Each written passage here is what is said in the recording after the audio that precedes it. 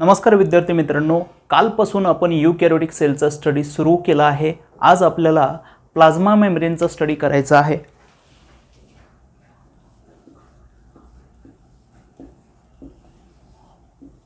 Plasma मेम्ब्रेनची बरीच नावे आहेत।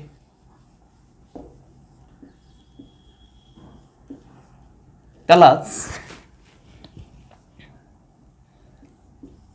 सेल मेम्ब्रेन,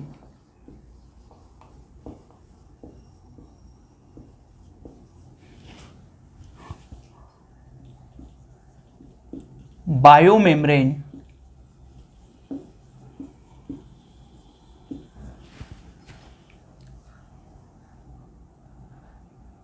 किंवा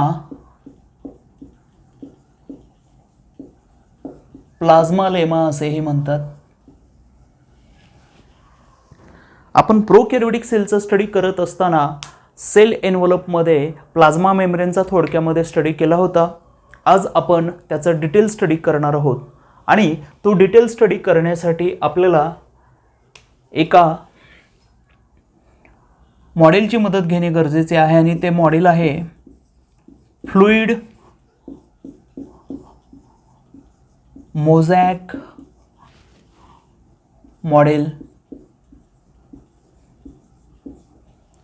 बघा विद्यार्थ्यांनो, फ्लूइड मोझॅकचा अर्थ होतो पाण्यामध्ये हा पाण्याचा प्रवाह होत असताना पाण्यातील ही हालचाल होत असताना यामध्ये काही पार्टिकल्स हे असे फ्लोएट होत असताना दिसतात। यासारखे हे स्ट्रक्चर आहे according to Singer and Nicholson. म्हणजे या दोन सायंटिस्टनी फ्लूइड मोझॅक मॉडेल हे मांडले आहे। फ्लूइड मोझॅक मॉडेल हे सिंगर आणि निकोलसन या सायंटिस्टनी 1972 ला मांडले आहे। प्लाझ्मा मेम्ब्रेनचं स्ट्रक्चर हे पर्टिक्युलरली इलेक्ट्रॉन मायक्रोस्कोपचं इन्व्हेन्शन झाल्याच्या नंतर लक्षात आलेलं आहे, पण त्यापूर्वीच शास्त्रज्ञांना ह्यूमन रेड ब्लड सेलचा स्टडी करत असताना एक आयडिया आली होती की प्लाझ्मा मेम्ब्रेनचे स्ट्रक्चर हे मेनली प्रोटीन आणि लिपिड्सने फॉर्म झालेले आहे। आणि असं जरी असलं तरी प्लाझ्मा मेम्ब्रेनमध्ये इतरही काही केमिकल्सचे मॉलिक्यूल प्रेझेंट असतात आणि ते केमिकलचे मॉलिक्यूल्स म्हणजे त्यामध्ये कोलेस्टेरॉलचा समावेश आहे आणि कार्बोहायड्रेट मॉलिक्यूलचाही त्यामध्ये समावेश आहे। कार्बोहायड्रेट म्हणजेच शुगर मॉलिक्यूलचाही समावेश आहे। प्रोटीन आणि मॉलिक्यूल्स हे मेजरली त्यामध्ये आयडेंटिफाय होतात, तर कोलेस्टेरॉल आणि कार्बोहायड्रेट हे लेसर प्रपोर्शनमध्ये प्लाझ्मा मेम्ब्रेनमध्ये आयडेंटिफाय होतात। आता आपण या प्लाझ्मा मेम्ब्रेनचं स्ट्रक्चर डिटेलमध्ये अभ्यासू। प्लाझ्मा मेम्ब्रेनमध्ये प्रेझेंट असणारे मॉलिक्यूल्स म्हणजे प्रोटीन हे अल्फा ग्लोब्युलर प्रोटीन्स आहेत। म्हणजे प्लाझ्मा मेम्ब्रेनमधील प्रेझेंट असणारे प्रोटीन्स हे ग्लोब्युलर म्हणजेच स्फेरिकल टाईपचे आहेत आणि हे प्रोटीन्स दोन टाईपमध्ये मोडतात। एक आहे इंट्रिन्सिक किंवा इंटिग्रल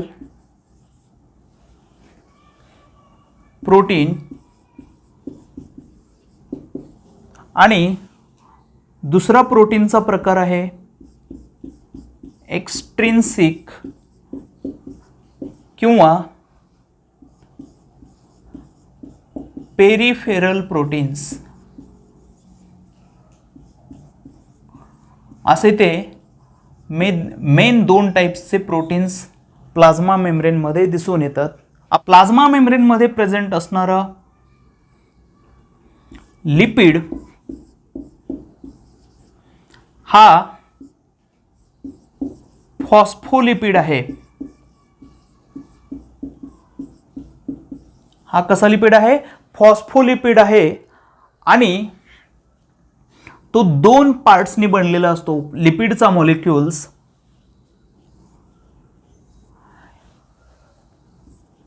त्यातला फॉस्फोलिपिडचा मॉलिक्यूल हा त्याचा हेड आहे आणि या त्याच्या टेल्स आहेत. हेड हा ग्लिसरॉलने फॉर्म झालेला आहे. याला एक फॉस्फेट या सॉल्टचा मॉलिक्यूल अटॅच असतो. तर टेल या 2 साइड चेन्स ने फॉर्म झाले आहेत आणि त्या फॅटी ॲसिड्स किंवा सॅच्युरेटेड हायड्रोकार्बन्सनी फॉर्म झाले आहेत. ओके, यामध्ये या फॉस्फोलिपिडच्या मॉलिक्युल्समध्ये असणारा हेड हा पोलार आहे आणि तो हायड्रोफिलिक सुद्धा आहे. हायड्रोफिलिक, हायड्रो याचा अर्थ काय? वॉटर, आणि फिलिकचा अर्थ काय होतो? अट्रॅक्शन असणारा. वॉटरचा अट्रॅक्शन असणारा मॉलिक्यूल हा हेड रिजन हा हायड्रोफोबिक आहे आणि पोलार आहे. तर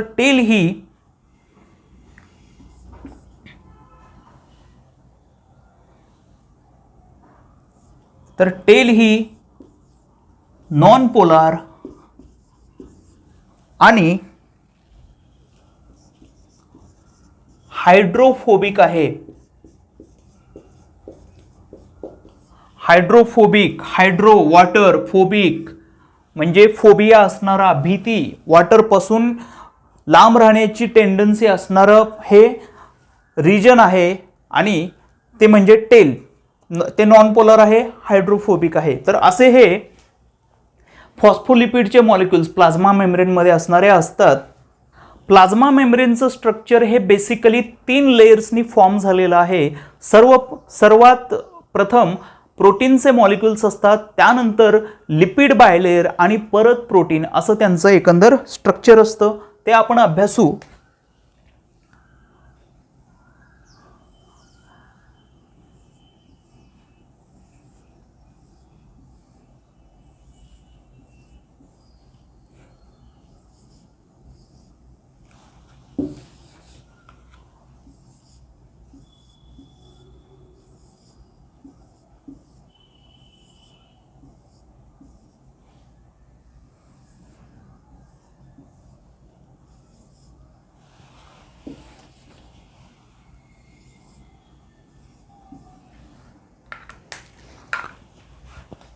या लिपिड बायलेअरमध्येच काही प्रोटीन्स प्रेझेंट असतात. हे प्रोटीन्स पेरिफेरली प्रेझेंट असतात आणि त्यासोबतच काही प्रोटीन्स हे इंटरनली म्हणजे इंटिग्रली सुद्धा प्रेझेंट असतात. आणि त्यामध्ये 2 टाइप्स आहेत.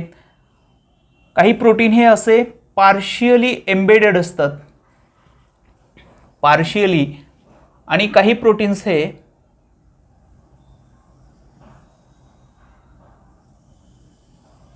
कंप्लीटली एम्बेडेड असतात. हे 2 टाइप आहेत इंटिग्रल प्रोटीन्स मधले.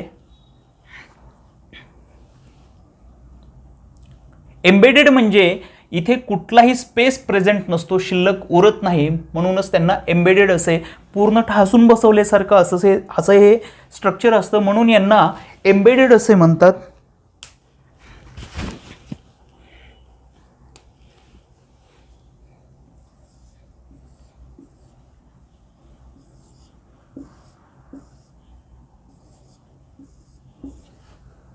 तर एक तुमच्या लक्षात आलं असेल की प्लाझ्मा मेम्ब्रेनचं स्ट्रक्चर हे ट्रायलॅमिनार आहे, म्हणजे 3 लेयर्सने फॉर्म झालेलं आहे.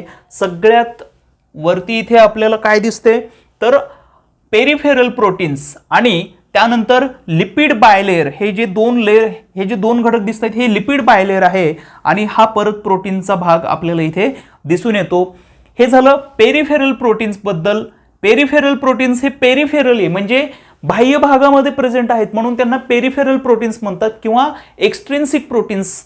आणि इंट्रिन्सिक प्रोटीन्स किंवा इंटिग्रल प्रोटीन्स म्हणजे या लिपिड या प्लाझ्मा मेम्ब्रेनच्या आतमध्ये असणारे एक्स्ट्रिन्सिकली प्रोटीन्स हे दोन टाईपचे आहेत. म्हणजे हे पूर्ण पार्शियली म्हणजे अंशतः यामध्ये एम्बेडेड असणारा प्लाझ्मा मेम्ब्रेनमध्ये प्रोटीन आहे आणि दुसरा प्रकार आहे कम्प्लिटली एम्बेडेड असणारा. म्हणून या स्ट्रक्चरना काय म्हटले जाते, ट्रायलॅमिनार स्ट्रक्चर असे म्हणतात.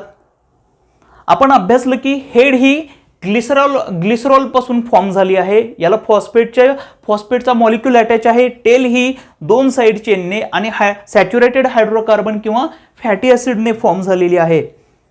प्रोटीन्स हे अल्फा ग्लोब्युलर टाईपचे आहेत. प्रोटीन्स हे एक्स्ट्रिन्सिक आणि इंट्रिन्सिक प्रोटीन्स यामध्ये प्रेझेंट आहेत. प्लाझ्मा मेम्ब्रेनमध्ये प्रेझेंट असणारे लिपिड बायलेअर म्हणजे हे लिपिडचे मॉलिक्युल्स यांची मूव्हमेंट होत असते आणि ही मूव्हमेंट दोन टाईपची आहे. एक मूव्हमेंट ही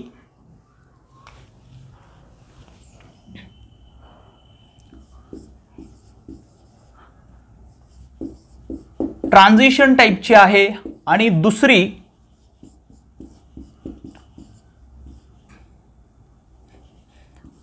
फ्लिप फ्लॉप टाईपची मूव्हमेंट आहे. समजा या लिपिड बायलेअर मधील प्लाझ्मा मेम्ब्रेनच्या लिपिड बायलेअर मधील हा लिपिडचा मॉलिक्युल्स या लेअर मध्येच या रिजन मध्येच जर मूव्ह होत असेल इकडून इकडे आणि इथून इकडे जर त्याची मूव्हमेंट होत असेल तर अशा मूव्हमेंटला ट्रान्झिशन मूव्हमेंट असे म्हणतात.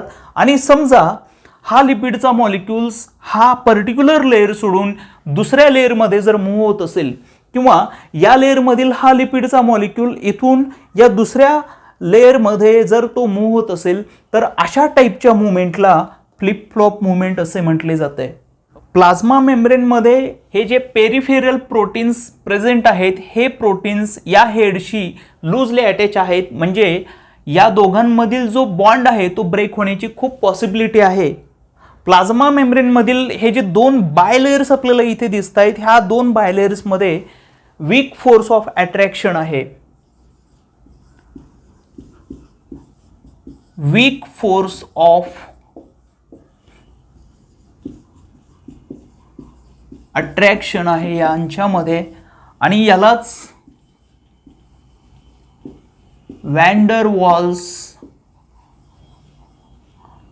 अट्रॅक्शन असेही म्हणतात. वेगवेगळ्या टाईपच्या सेलमध्ये जे प्लाझ्मा मेम्ब्रेन प्रेझेंट आहे त्या प्लाझ्मा मेम्ब्रेनमध्ये प्रेझेंट असणारे लिपिड आणि प्रोटीनचं कॉम्बिनेशन किंवा त्यांचा जो रेशो आहे तो डिफरंट टाईपचा आहे. त्यांच्यामध्ये आपल्याला व्हेरिएशन दिसून येते. उरलेला भाग आपण पुढच्या सेशनमध्ये घेऊ. आय होप तुम्हाला हे सर्वांना समजत आहे. जर आपल्याला हे सर्व आवडत असेल समजत असेल तर प्लीज लाईक करा, शेअर करा आणि सबस्क्राईब करायला विसरू नका.